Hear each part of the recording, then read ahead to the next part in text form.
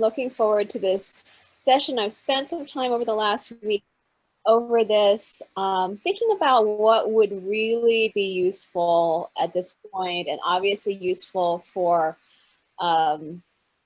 well, as many of you as possible. I know we probably have founders and team members who are at different stages, certainly different industries. So this is definitely going to be an overview session.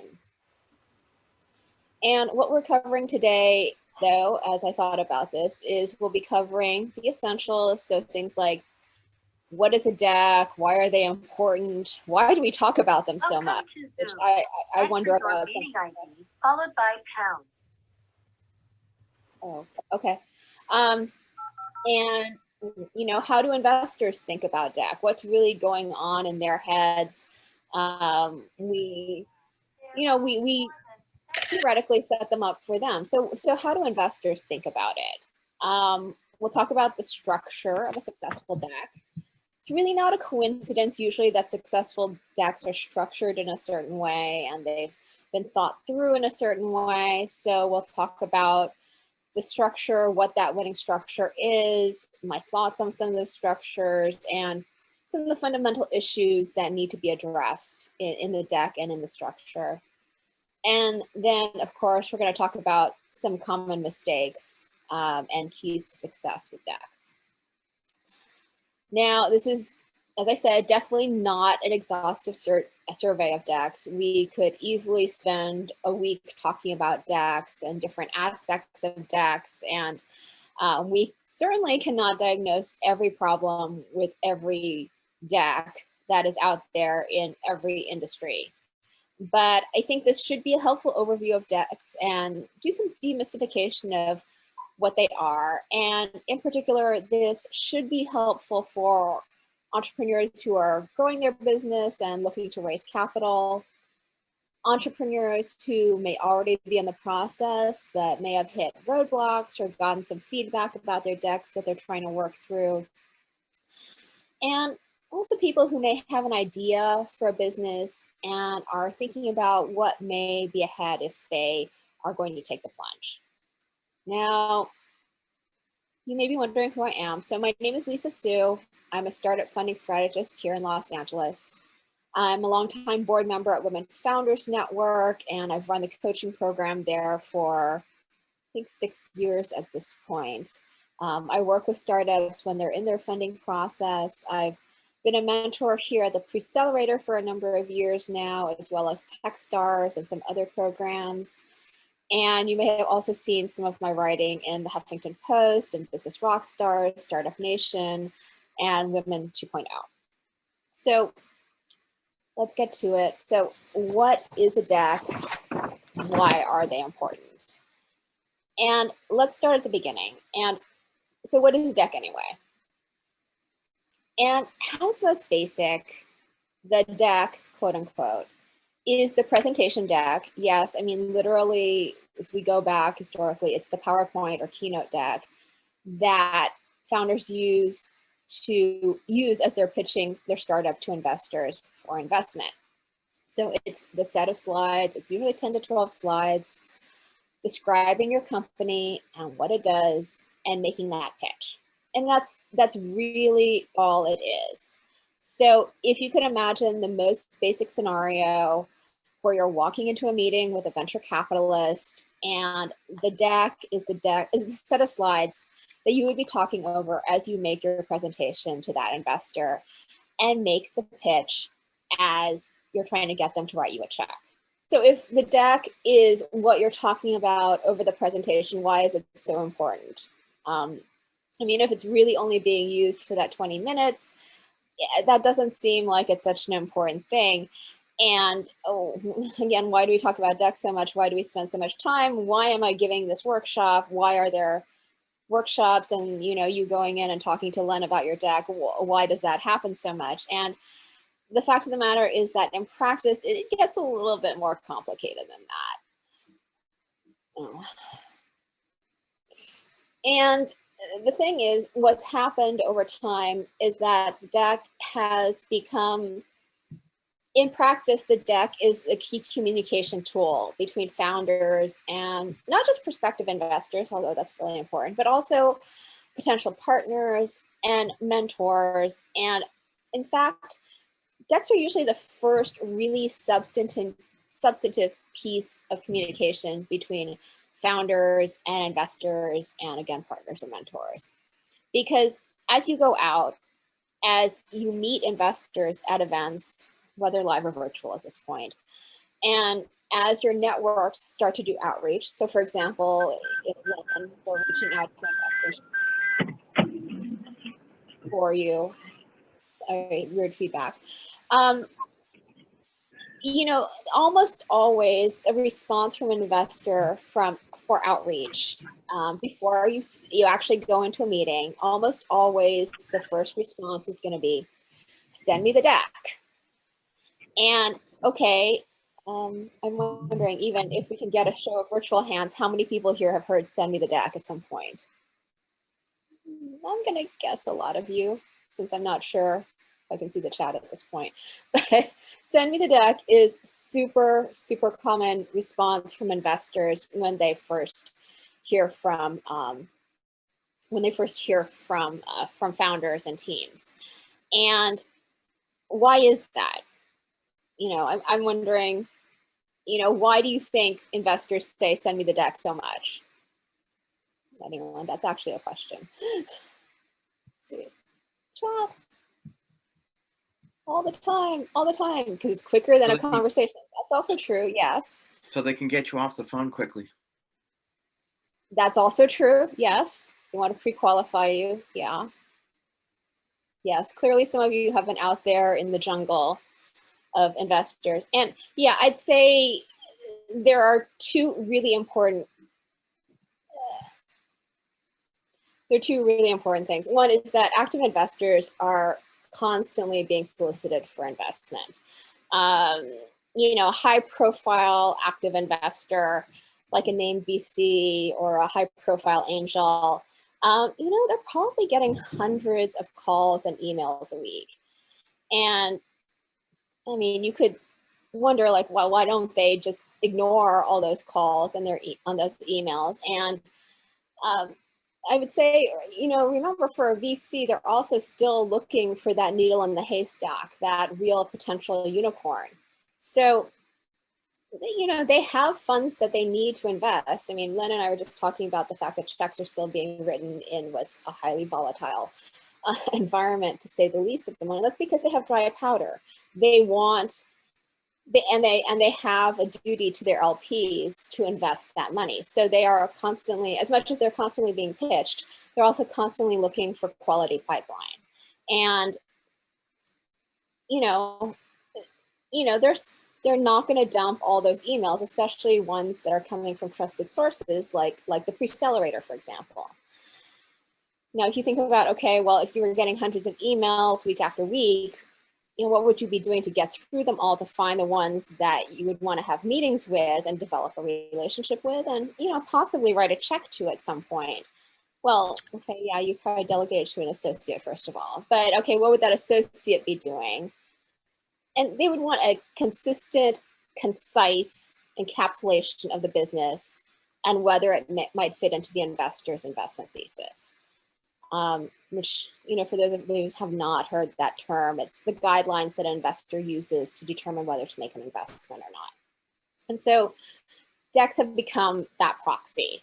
So decks are not only important as the visual aid used when speaking, they're also critical as that initial preview on which an investor is going to decide to meet with you. Sometimes I use the metaphor as it's kind of like the movie trailer. You see the 30-second movie trailer, you decide, do I want to actually spend the $15 to see this on HBO Max at some point?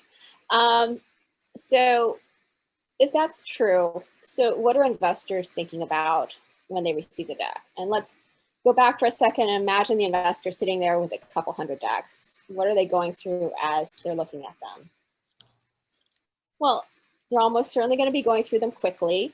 I read once that hiring managers spend about 6 seconds looking at a resume, and that may be generous in some cases. And I think of it similarly with investors. I think they really are they're going through the decks really quickly. They're just trying to hit the highlights. So with so many decks to review, there's no way that they can sit there and go through each one closely. You know, at best, they're going to be skimming through them very quickly. And what does that mean? It means that to give yourself the best chance of getting to a meeting, it needs to be clear. So it needs to be clear in explaining the basics of your business and what you do. It needs to be direct. So it needs to be direct in answering and addressing the major issues that investors are thinking about as they evaluate making an investment. So things like market size, competitive landscape, traction. It needs to be easy for an investor to understand. So don't make them hunt for information and make logical leaps, or assume that they know information that they may not, or bury the lead on, you know, the fourth point in your 8th slide. That's not gonna cut it if they're going quickly through decks. Well, let's say, so a way to think about it is it needs to check the boxes. Most investors I talk to say that when they're first evaluating a startup, they're running against a checklist in the back of their heads. And I think someone used the term in the chat, it's a pre-qualification. And that's exactly how most investors think about it. They're running it as a pre-qualification test. Is this startup something that I could see myself on a fund investing in? So of course, there's the obvious stuff. Is it in the right industry? Is it at the right stage? Does the ask fit the size of the checks that I write? So investors usually refer to it as as someone said in the chat, it's like they're pre-qualifying a startup before they start. Because again, if a startup doesn't fit their investment thesis, there's really no need to go further. And you know, although if a startup does a good job, you know, they may be able to direct that startup to a different investor or someone else that might be useful to them. So again, there's the obvious stuff. Is it in the right industry? Is it at the right stage? Does the size of the check make sense for the investor or the fund? And then it needs to answer all those standard initial questions that investors have for any company. You know, what kind of competition is out there? You know, how far has the founding team actually gone? Is it in a beta stage? Have they actually launched? Is this a biotech that still has to go through trials? Does it make money? And how much more can I see it actually making? So now again, as we want to make it as easy as possible for an investor to say, yes, this is a company I can see us investing in. There is a very standard format for a pitch deck. And this is not going to be news to most of you. You can Google it, it's out there, it's on, I don't know how many Medium blogs out there. There are examples of pitch decks out there showing this format. But it is this standard 10 to 12 slides, which is, you know, it's not rocket science.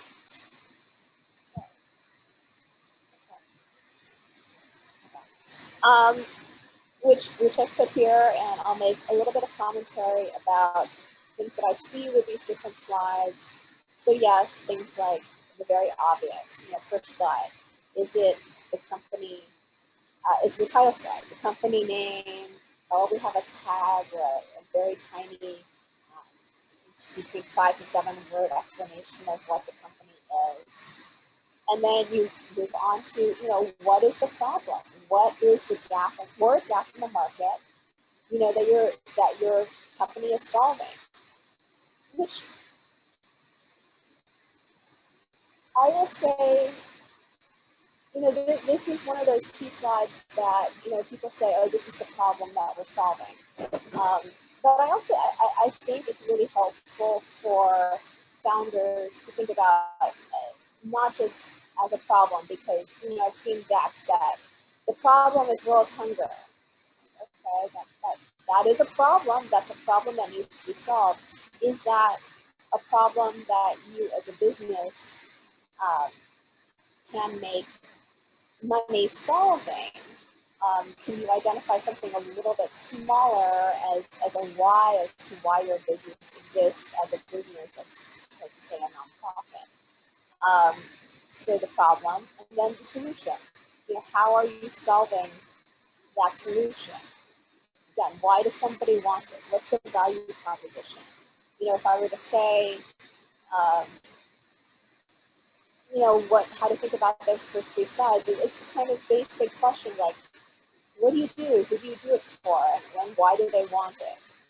There's the market analysis slide. Usually, like, so who is your market? How big is that market? How many people want it? If I were to say, usually when I talk to investors, this is usually the slide that they say gets missed the most. And in some ways, it's the most important because from their perspective as an investor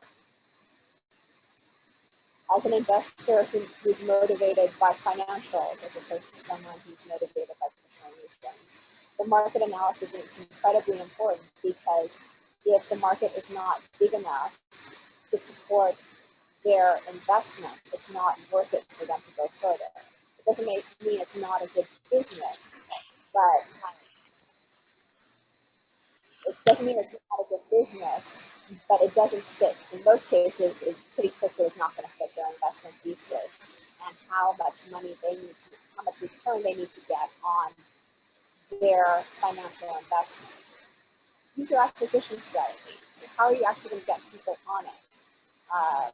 You know, I run into founders. I'll give an example. I don't know that we see so many standalone apps anymore, but I would see founders, say 5 years ago, who were developing an app, and you'd ask them, well, how are you going to get people on the app? And they're like, oh, we're going to put it into the Apple, you know, App Store. And like, that's not a user acquisition strategy. You know, a lot of things go to the App Store and they die.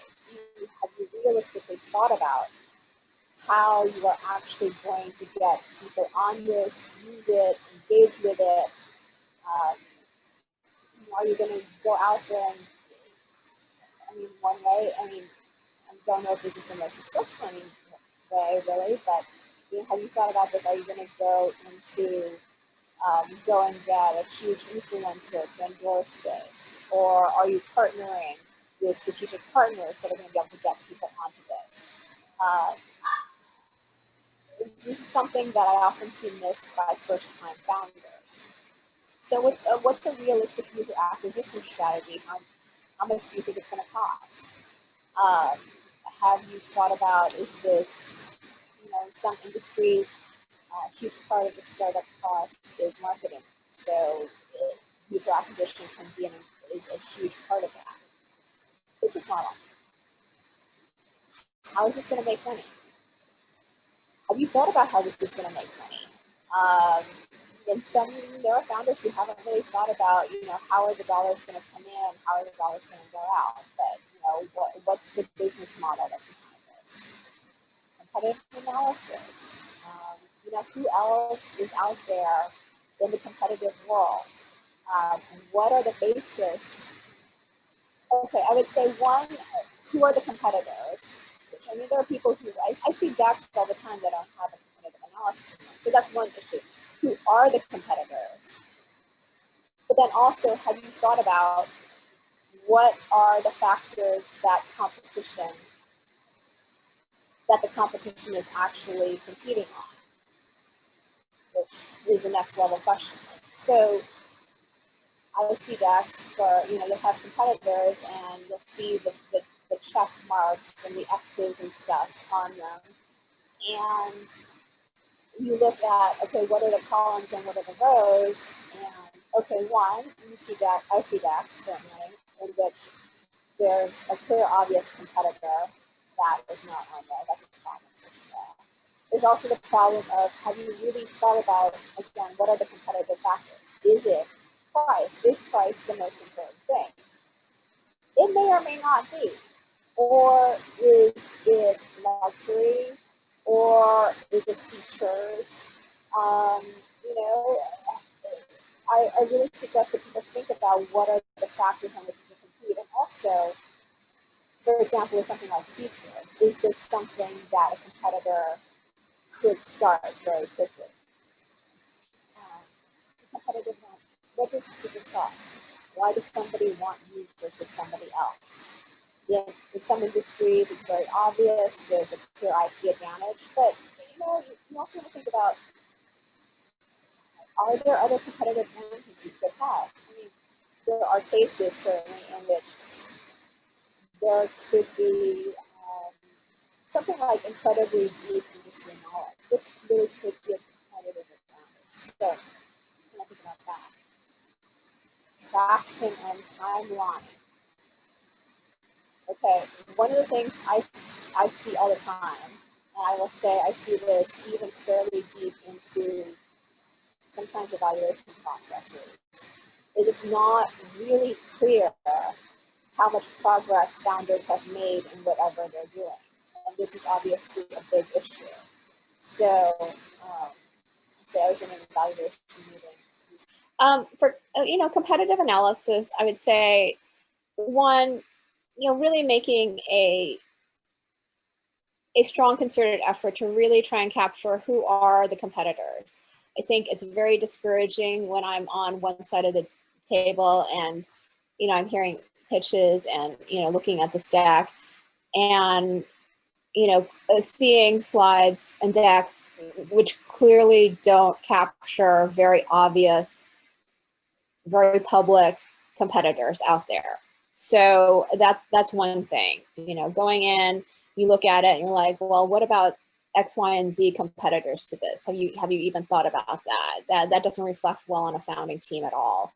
But also, when you look at the competitive analysis, the question of, have they really thought through what are the real key factors? I mean, it's not just a question of, can people hear me again? Without mic. Okay. Could be the jack. It's a noise. You're much better now. So I would just say keep going. Yep. Okay. Also, have you really thought about what the factors are that your customers are really evaluating you on? Maybe it's price, but it might not be price. It could be a number of other factors: accessibility, luxury, accessibility, user interface. So, I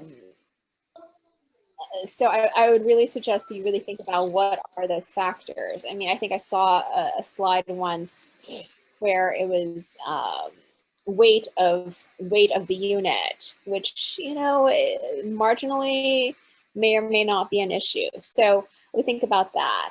And also, how do you stack up as far as your competitive advantage? What is the secret sauce? There's very obvious competitive advantages in intellectual property or trade secrets, but also if that's not something, it may be something as intangible as industry knowledge of founders, which can be very real. So I would really suggest that you really think deeply about that. Traction and timeline is one of the issues that comes up pretty frequently, way more frequently than I would actually really expect, because I think it's such an important thing for most investors as they evaluate a company, that it's really at a stage where, one, it makes sense to write the check, but also at a stage where they can help. But it's something that, one, I see a lot of companies miss. And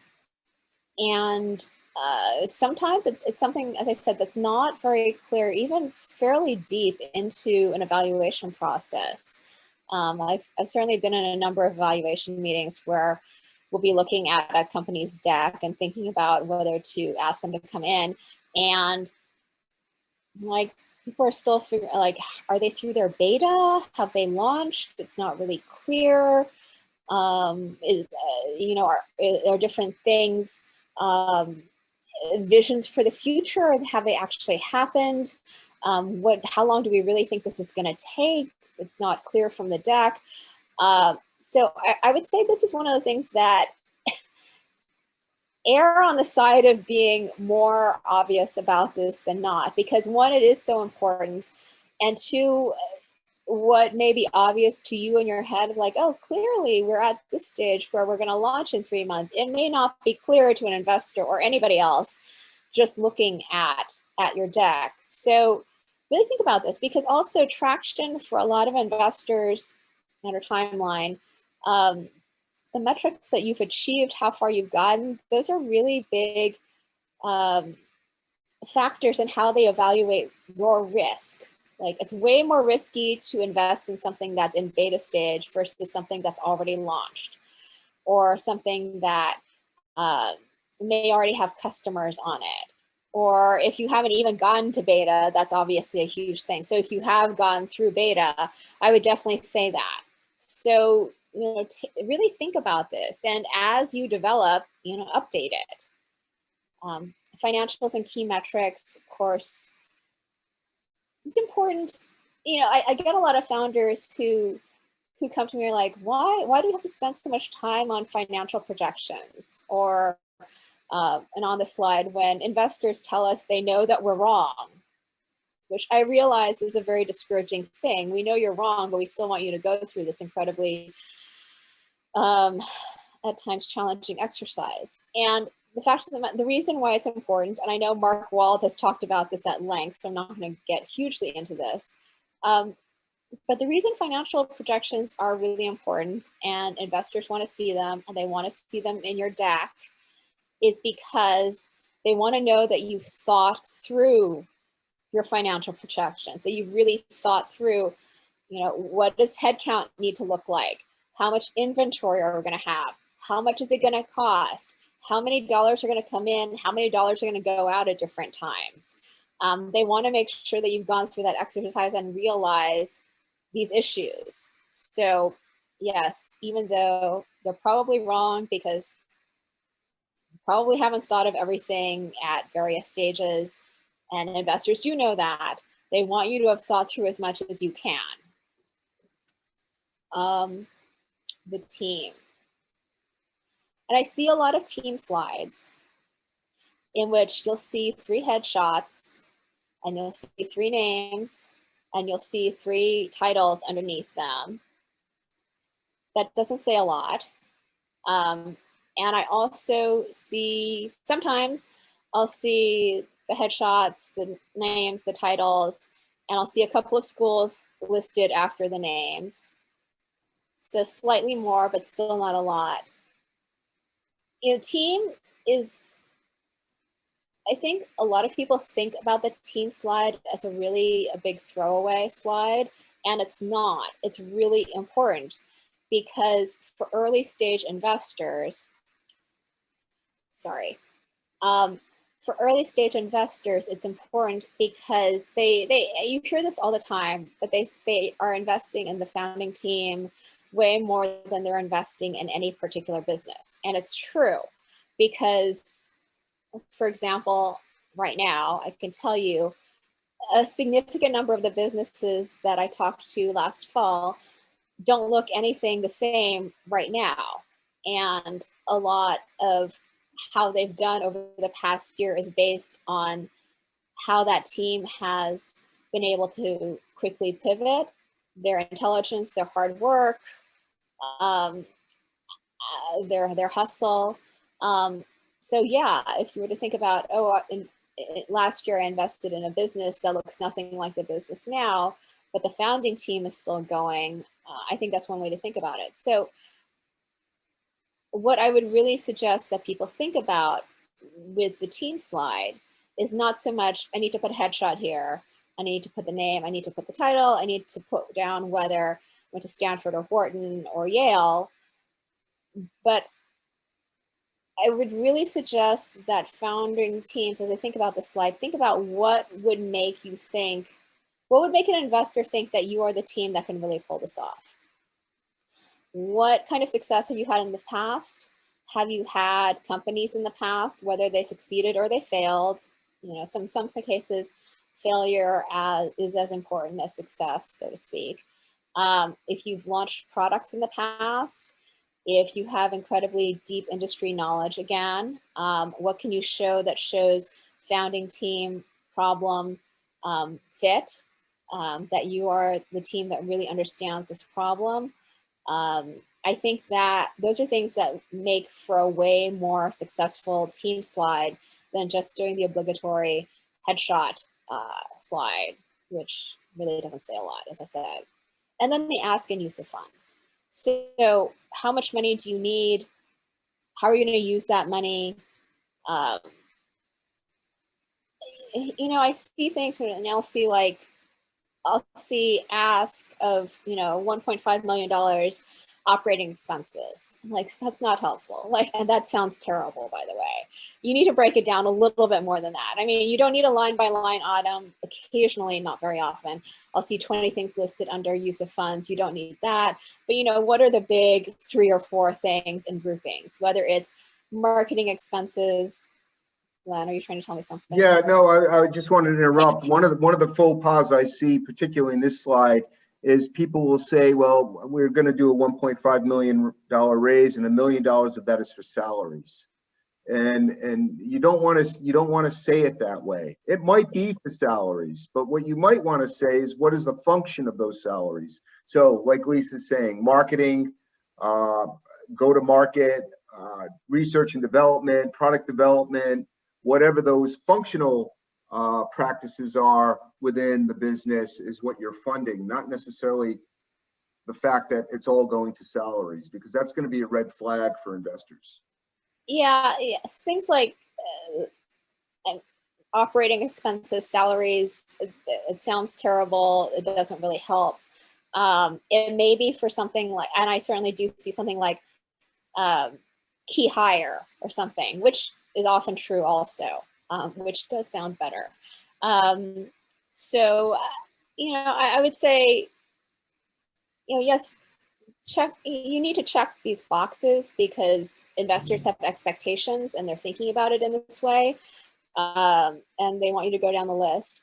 But you know, think about what you're putting in here, and moreover, you know, think about, you know, why is this format in this way? This is a highly suggested format, roughly in this way, but I would strongly suggest you start from this kind of a framework or a very similar framework. But again, this is not a hard and fast rule. There is no pitch deck police out there. I'm not going to come by, certainly not in these days, to come and get you if you deviate from this. And of course, any of your individual businesses may need to move a slide or two around this format, or something may not apply exactly in the stage that you're in.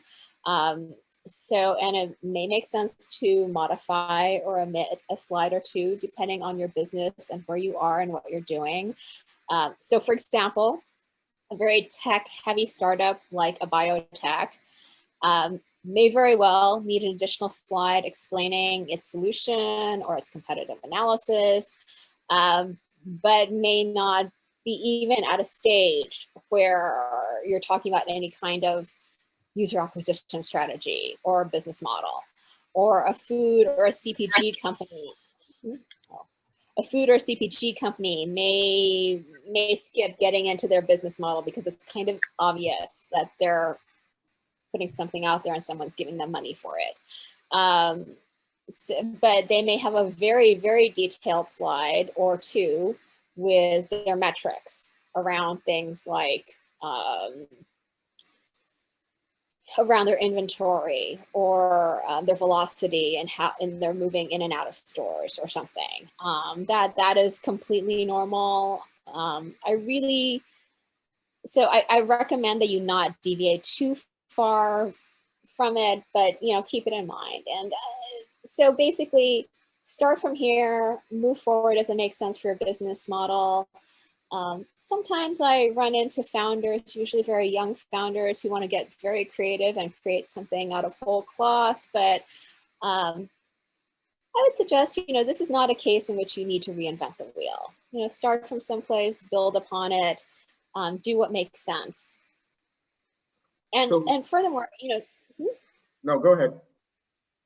Think about, why is it this format?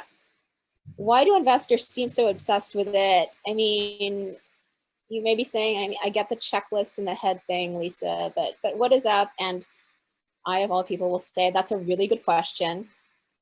I think the way that I would think about this is that investors like this format because it gets them the key pieces of information that they want to go in answering basic common questions that they're likely to have. And if I were to think about this, as you're putting together your decks, as you're putting, different slides in different places, also think about what are the fundamental questions that investors are trying to get at through the format, which is, what does this company actually do? I mean, I think Len would tell you what's the worst feedback you can get from an investor? I don't understand what you do. Like, there's nothing an investor can do with that. I don't understand what you do means, well, first of all, I say this all the time. I know Len's heard me say this. Investors do not write checks to companies they don't understand what they do. It's just a base psychological thing. So, whatever you do, make sure your deck communicates what you actually do. So, as you're putting your deck together, try circulating it to your grandma, assuming she's not a VC, your grandma, or, your handy fifth grade niece or nephew. And, see, after they look at it, can they give a basic 2-sentence explanation of what your company does? I think that's what you're basically aiming for. So, what do they do? Have this company actually gotten to product market fit? Why do people need this? Does your deck communicate that? If your deck can't communicate product market fit, you're going to have a very hard time, because investors want to know that somebody's out there that actually wants to buy this, whether you're a B2C or a B2B. They want to feel like I'm investing in something where there actually is demand out there and the company has already gotten to some kind of meeting of that demand. Something you'll also hear a lot of investors don't like to invest in R&D. They want to invest in the growth stage. So you need to show that you're ready for growth stage, and that means that you've already gotten to product market fit. How much money can this company make? How big can this get? This is what I was trying to allude to when I was talking about the market slide. If you do not have a big enough market, it's going to not be worth it for most active investors. It might be worth it for an angel who has a personal interest in something, but an active investor who is financially motivated needs to make certain kinds of returns. So in that case, it means that there needs to be a big enough market for this. So, and the way you show that is with your market slide, that there is a market that is worth $1 billion, either enough people or a group of people who are going to spend a lot of money in it. So that's can you show that? What do the economics of this look like? Are there enough potential customers? Can you get to those customers?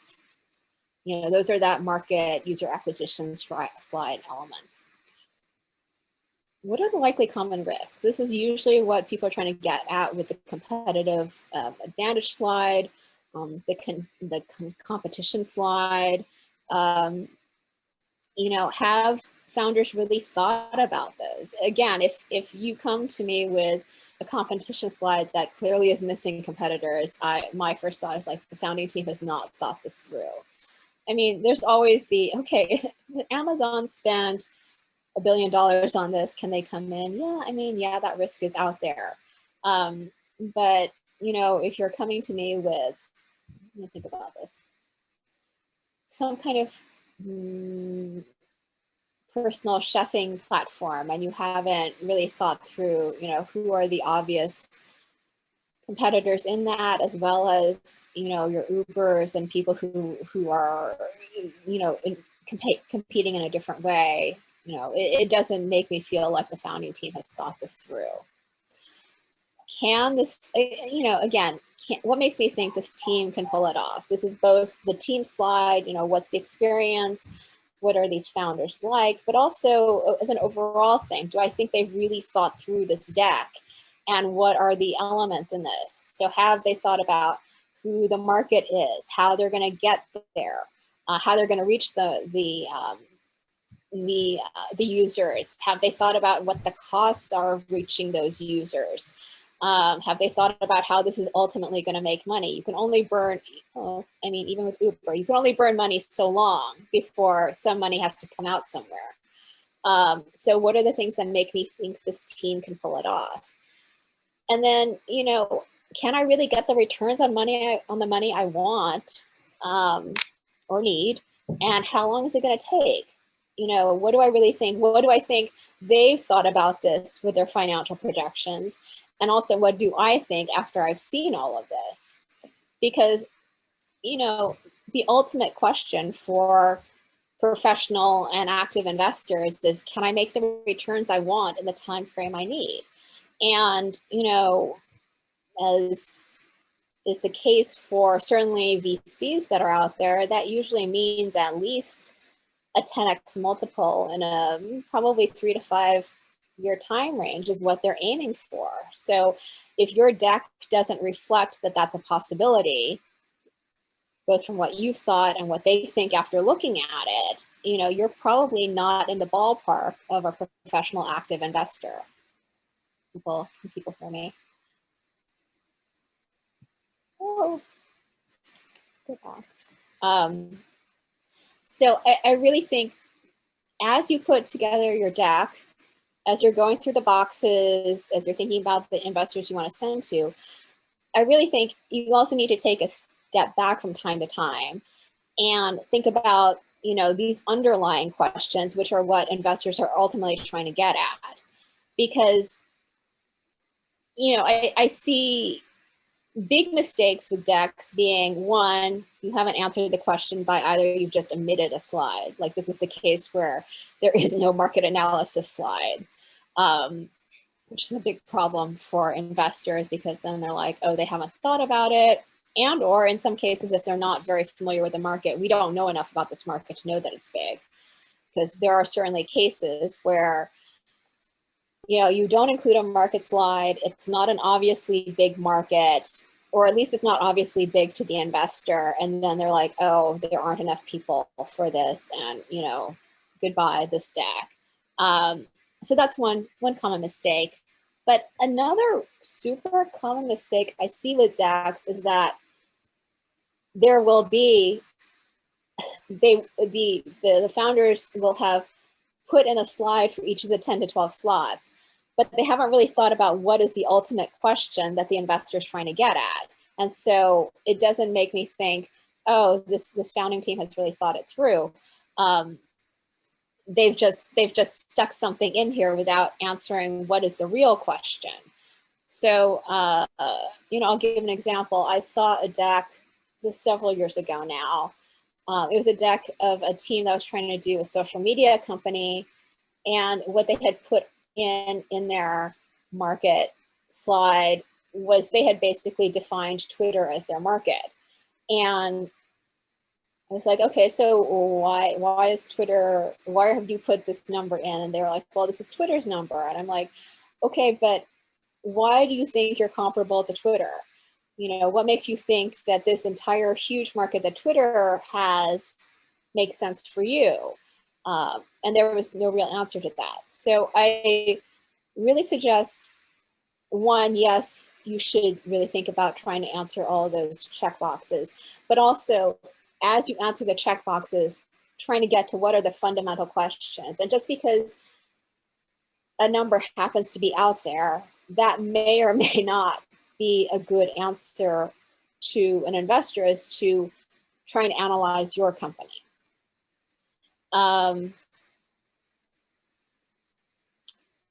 So other elements. Hey, Lisa, Awesome. I have a couple questions. Let's see if we can take them so we don't get lost with them. One is, can you have an addendum that has a very extensive financials that comes with the deck and just have the overall ask in the deck? So the question is, should we have an addendum as part of the deck that includes a detail of the financials?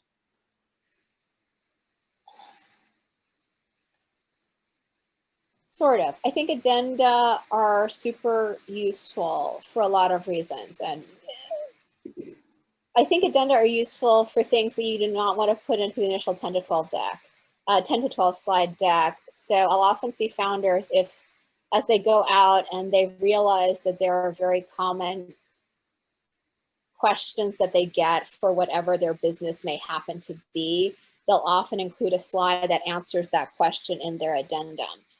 So I think that's one thing that can be helpful. So for example, I worked with a founder several years ago where she very consistently, because of what her business was, she got questions about insurance all the time. She probably got a question about insurance in clearly 80% of the meetings she was getting. So at some point she put together a slide that answered the insurance question in her addendum, and that made everyone much happier. So that's one general thing I would say about addendum. Doing a super comprehensive financials in your addendum, I would think about one thing. I mean, I would still have a basic financial slide in your main deck with very basic things, which in a lot of cases for most founders are going to be things like revenue or something along those lines, just a very basic metric. The question of putting a comprehensive financials in your addendum, one, I would think about, this is one question you had sent me, Len, which I don't think I actually managed to get into this presentation anywhere, which was the question of like, do you have multiple decks? And the answer is yes. Most people have multiple decks for a lot of different reasons. One, your deck may not be the same for every single investor because did my volume change or something? I saw something. No, you're good. Okay. You're good. You may have different decks for different investors because they have different motivations. Some people have personal motivations. Some people are super financially motivated. But also usually people have an initial deck that they may send out.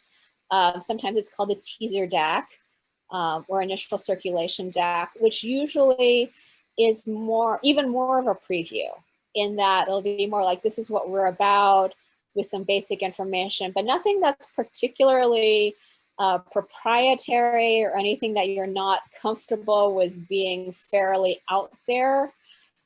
So nothing with certainly any trade secret, any proprietary information, something you're not comfortable with a decent swath of the startup ecosystem seeing, if possible.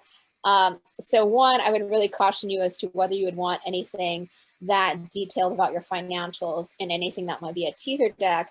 But also, even if you were going into a meeting with someone where you're already fairly comfortable with them, one, if you're speaking over the deck, do you want a bunch of stuff behind you, because that tends to be super distracting. So anything that's super detailed. And also, like, how comfortable are you there before you actually get into something like diligence even? I mean, if it's detailed financials, I personally would feel more comfortable, even if you have some financials in an addendum, to leave detailed stuff more into something like your data room at that point. Okay, couple more questions here, just so we can don't forget about them. We did the addendum one. Here's one. A successful business is complex and in some ways, yet the VC world seems to focus on simplicity, simplicity, and simplicity. How do you decide when it's time to explain bigger vision to an investor?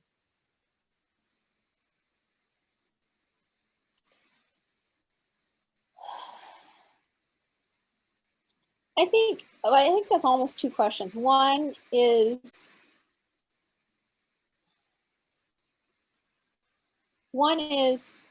yeah, unfortunately, we're dealing in an ADD kind of a world, or an ADHD. That's may not be politically correct to say, but I think, as I said, investors,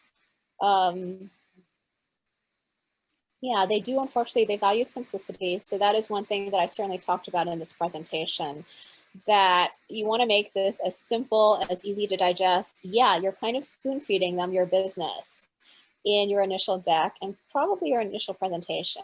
And in some ways, I hate to put it that way, but I mean, I've certainly talked to you, Len, about this. And I know I talked to Heidi when she was running the Preccelerator.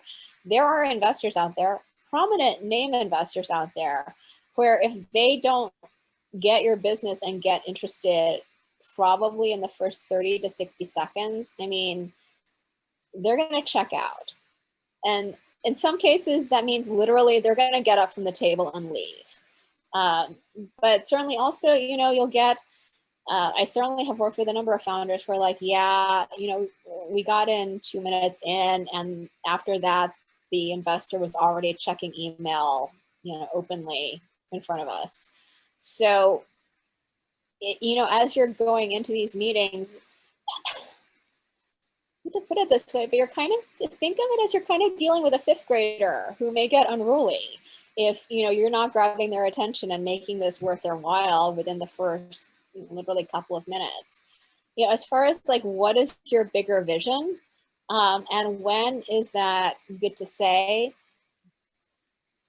I mean, I don't think we can get into this now. And I mean, I'll give you, at the end of this, the last slide, you know, you have your information to contact me, and I do office hours regularly, so we can talk more one-on-one about what the situation is with your vision and how complicated it may be to explain. I think it actually is good to generally give a sense of your vision in the deck, because investors want to know that it's going to be big and it can be the next Google in a lot of cases. Do you have time to get into the complexity of what that may be? Probably not. Not in your initial deck that you're sending ahead, may or may not, probably not in a 20-minute meeting. But actually, I would say most investors do want to know that you have a vision for the future. And you can actually do that on your roadmap, you know, when you talk about timeline and benchmarks, and build in your bigger vision. So as you show a timeline to the end or to some point in time in the future, you can show what that vision is.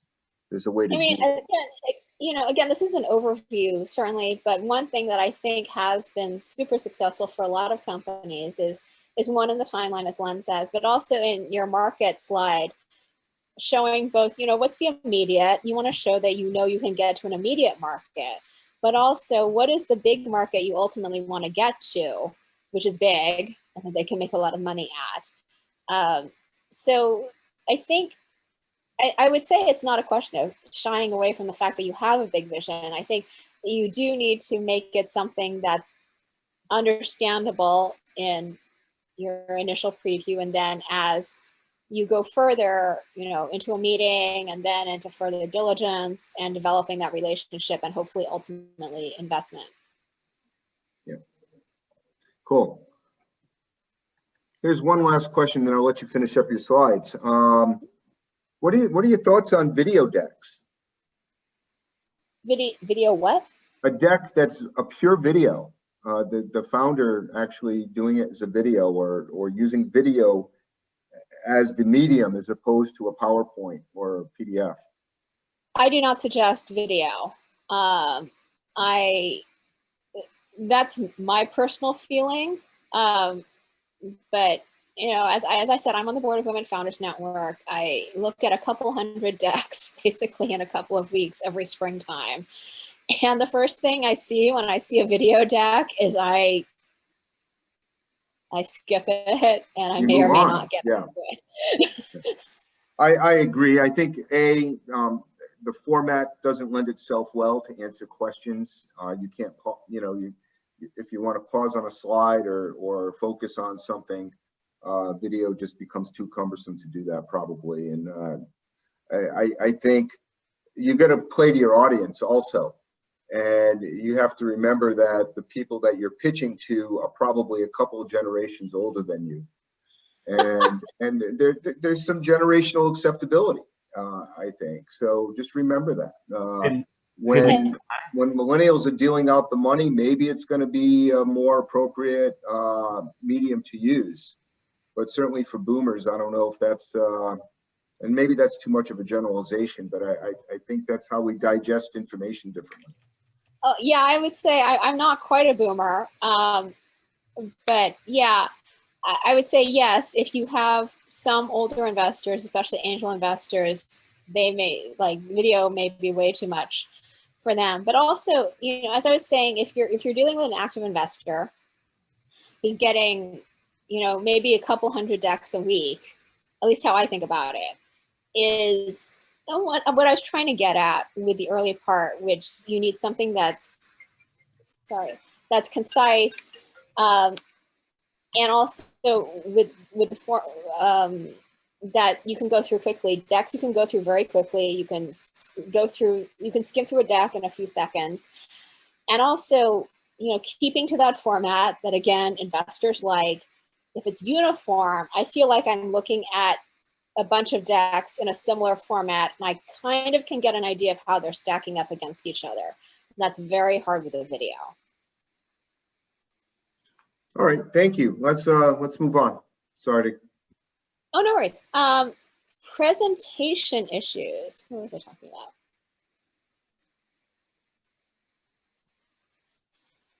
Yeah, okay, what we were talking about, you know, is the deck clear and direct? You know, again, don't make this hard. That's kind of what Len and I were talking about with decks and video. Like, you want to make this as easy, as digestible for investors as possible. So as you're thinking about it, again, don't bury your lead. Don't bury your most important stuff in bullet 4 on slide 8. Put things in very clear fonts. You know, most important things, what's probably going to get the investor's eye, things that are at the top of the slides. First bullet underneath the slide is usually a rule of thumb, like what's your most important stuff. If you need to highlight important things, make it easy to read, make it clear, make it direct. If you're still thinking about this, you know, 10, 20, 30 rule, still a good place to start. 10 slides, 20 minutes talk, no font smaller than a 30. So this is a very generalization kind of a thing, but it is some place to start. And again, with teaser decks, if you're not talking over it, you have some more leeway with this, but it's a good place to start. And then, does the deck look consistent with what you're doing? I mean, I've said this before, you're all at different industries, you're all in different stages. Something that's coming from a very early stage biotech company that's, you know, 2 scientists at UCI is going to look very different from a deck that's in fashion tech in LA that's already looking for a Series A. The expectations of what those decks look like is going to be very different, but generally, does it look like something that founders knowing what they're doing would look like putting out? So, you know, if your startup is selling to a particular segment, you know, a fashion tech company that's selling to upscale women, does it look like you would know what you're doing selling to upscale women? Do you basically look consistent with what your background can be? Does it look like you've at least thought about what your deck looks like as far as your fonts, your colors? I'm not saying going out there and getting a $2,000 graphic designer is going to be the answer. But again, have you thought about it? Is it neat? Is it tidy? Does it look consistent with what you're doing? Again, this was definitely an overview. So we have definitely not addressed everything with pitch decks that we could possibly talk about. I'm sure if you got me going, especially if Len were here with interjections, we probably would be here for a week. But I hope that this was something that was useful for you, wherever you are. and, you know, can come away with some thoughts on both substantive information, structure and format of decks, and overall presentation. But I know we've been going on for a while, especially with audio issues, but any more questions, Len? I don't see any other in chat. If anybody does have a question, please feel free to put it into chat. Just a couple of observations as I've looked through decks, and everything Lisa has presented today is spot on. That checklist of making sure you have those questions answered in your original deck that goes out to people is really, really important.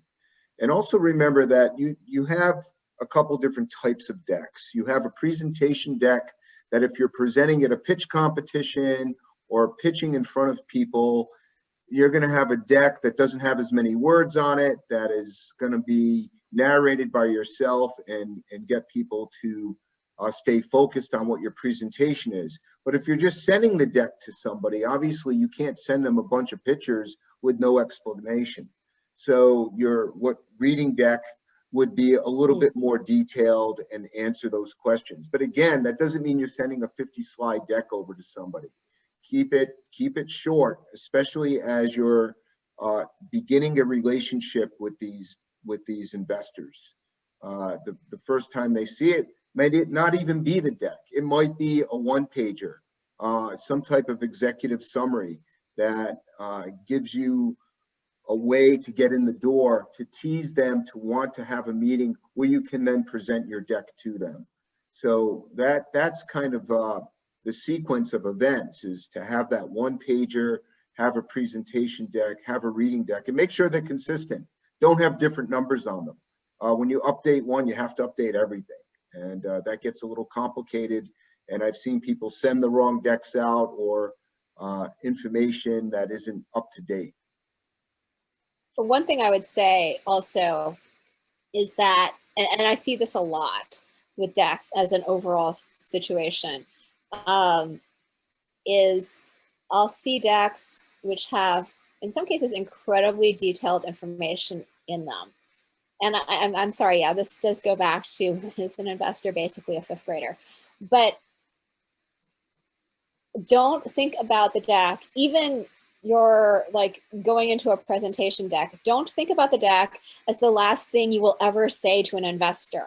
You do not have to get every single piece of information about your business into your deck. And if you try, one, it's going to be overwhelming. Like, people won't be able to intake the information. And especially if you're not there explaining things, there's going to be a lot of subtlety that's missed. But again, you want to keep it to thinking of it, yes, as a preview more than the comprehensive explanation of your business. You will get there. Hopefully this is the bridge that's going to get you to those meetings where you get into more comprehensive discussions about your business and beginning that relationship where the investor gets, yes, invested with money, but also emotionally invested in you and your company. So think about, you know, how much information makes sense to give an investor at this stage. You know, what makes sense at the executive summary stage? What makes sense at potentially a teaser deck stage? What makes sense at we're going into a meeting and really have a prospect of getting a check stage? Yep. And the last thing I would say is practice. When you're pitching these decks, make sure that you know what you're saying with each slide so it makes sense. Don't be afraid to practice in the mirror. At the Preccelerator, we have practices once a month, and we have real investors at the practices giving real feedback. So we try to have them as both angel investors and institutional firm investors, because they have different things that they look at and what they want to see. Yeah, Len, you know, Len's Preccelerator pitch practice sessions for the cohort companies are incredibly useful. I've sat in on a number of them. I've met a number of really smart, very giving investors who have given some very smart advice to companies in them. So I think that's a great resource for companies that are in the program. And I'm also, you know, as I said, there's no way we were going to be able to address all of your different companies at all of your different stages, different industries. But I'm happy if you guys, any of you have questions you want to send me via email, or I also run, you know, during our stay-at-home time, I've run office hours, usually once a week for 15-minute slots where we can certainly talk about your individual companies and things that may be going on in your individual DAX. Super. Lisa, we're coming to the end of time here.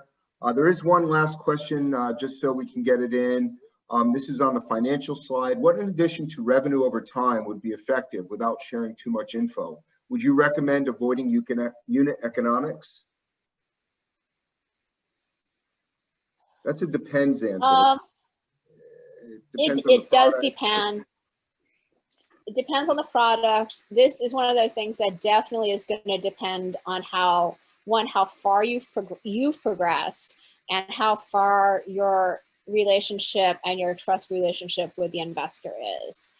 At some stage, in a lot of cases, it's going to be a later stage with an investor when you're really starting to get into discussions or someone that you have a trust relationship with. At some point, you're going to want to be talking about things like acquisition costs. I would say, you know, for example, for a CPG company, you're going to want to talk about acquisition costs and lifetime value and margin issues.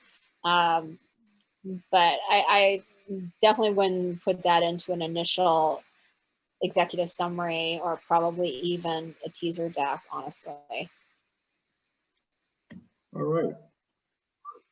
Any last words for us, Lisa?